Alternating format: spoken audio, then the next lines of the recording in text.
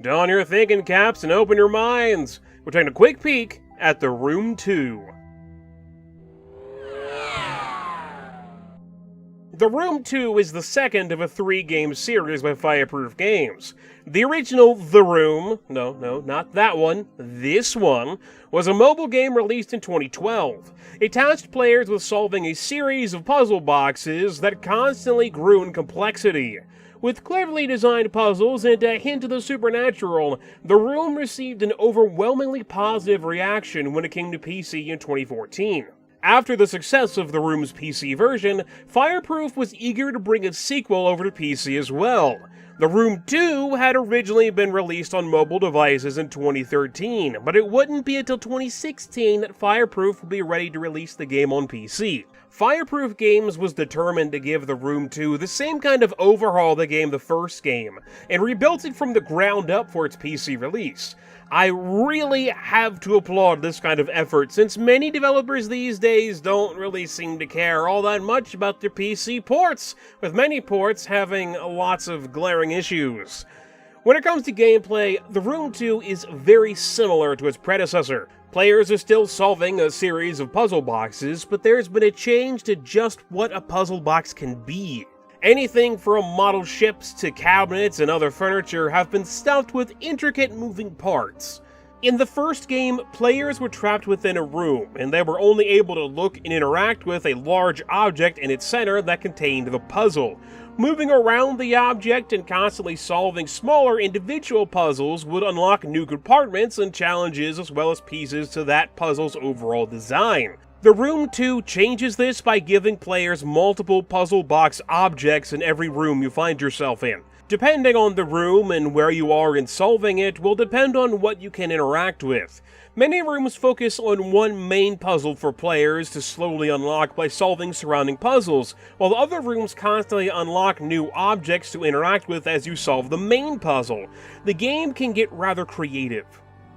As to why you're solving these puzzles in the first place, I'm not entirely sure. The Room mixes its clockwork-like puzzles with Lovecraftian supernatural influences. After the events of the first game, you find yourself trapped within some kind of outer dimension, filled with seemingly never-ending rooms for you to solve. Notes from the mysterious AS make a return from the first game in hopes of giving some insight as to what exactly is going on, but I couldn't really make it out. There's an indication that AS has trapped you in the dimension on purpose in search of some place called The Room, but nothing says what The Room is, nor why anybody wants to find it. It's also possible that AS started the whole nonsense in hopes of saving someone, but there's no real indication as to who that someone is.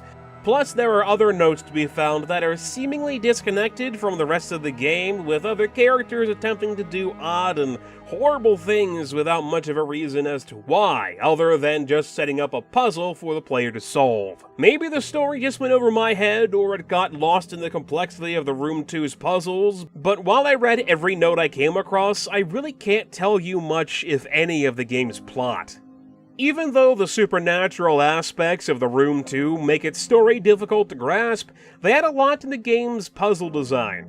Puzzles take place in a wide variety of interesting locations, such as in the depths of a long-lost ancient temple or some mad scientist's laboratory. Since the goal of the game has changed from just opening a box to more of an escape the room kind of design, each location greatly impacts elements of every puzzle, which helps offer a good amount of variety and the nagging anticipation of what's going to happen next.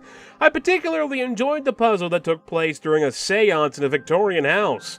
Using a typewriter to communicate with the dead as well as deciphering their responses was a neat idea. The lens makes a return from the original game and acts pretty much exactly how it did before.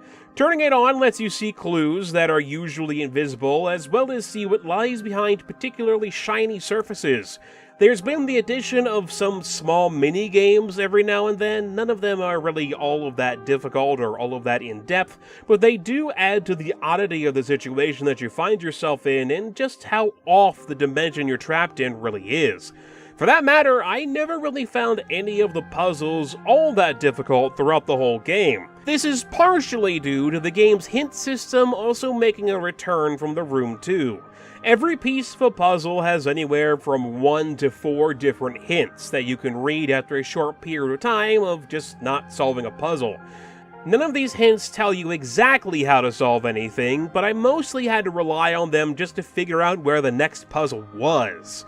That's the main drawback that I found from the new design in the Room 2. With an increase in objects, there's an increase in locations that puzzles can be, since they can be anywhere on or in any object. There was one puzzle in particular that was on a post behind one of the main objects, and I didn't even realize that was within the game's playspace. I just thought it was part of the background. Something that the Room 2 does extremely well, however, is its sense of atmosphere. There isn't much in the way of music outside of the game's main menu theme.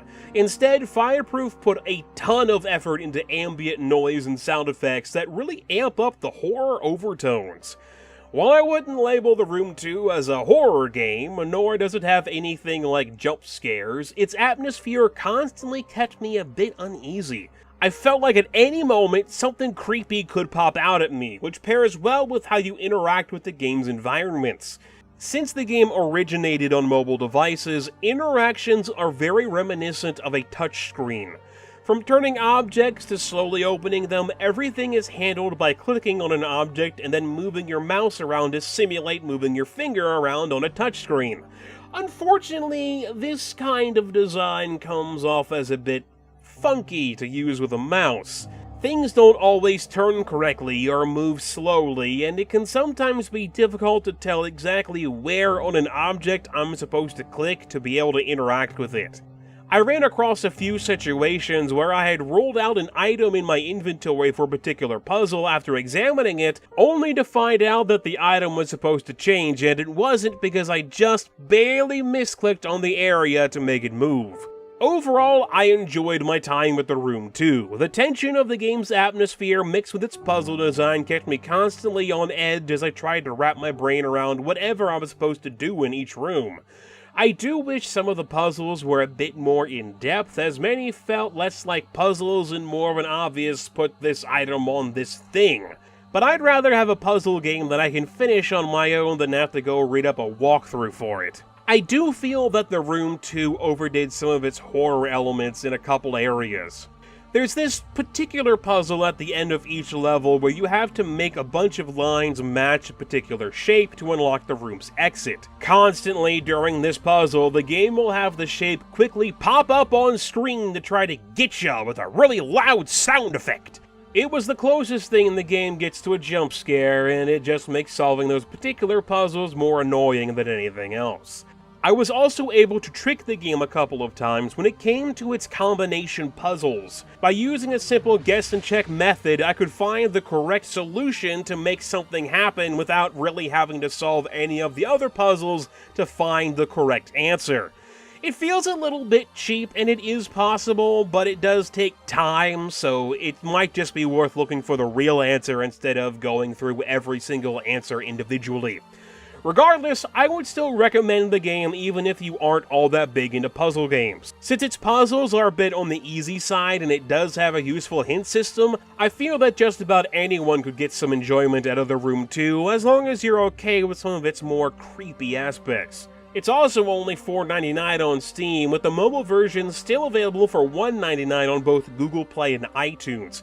Of course, the mobile versions aren't as graphically beautiful as the PC version, but if you're interested for this game on the go, you can go pick them up there. The Room 2 is a bit on the short side depending on how well you do solving its mysteries, but with some interesting puzzle design, fantastic atmosphere, and just great graphics, I'd say give it a shot. Thanks for watching. Please let me know what you think about the game or this video in the comment section. I'm Megapieman, and I'll talk to you guys later. Heist plays out on a level-by-level basis. Every level can be replayed as much as you want, and completing them well will earn you stars that you can use to unlock new levels and even items to be bought in the game's various shops.